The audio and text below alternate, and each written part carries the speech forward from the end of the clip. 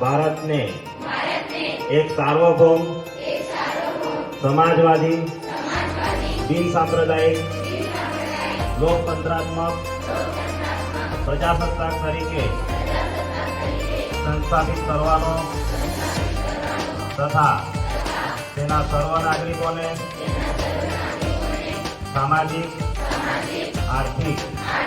અને રાષ્ટ્રીય ન્યાય વિચાર ઉપાસનાની સ્વતંત્રતા કરવાનો અને તેઓ સર્વમાં વ્યક્તિનું ગૌરવ અને રાષ્ટ્રની એકતા અને અખંડતા સુદૃઢ કરે એવી બંધુતા વિકસાવવાનો ગંભીરતાપૂર્વક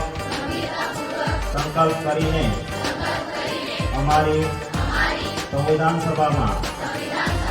26 નવેમ્બર 1949 રોજ આથી આ સંવિધાન અપનાવી તેને અધિનિયમિત કરી અમને પોતાને અર્પિત કરીએ છીએ.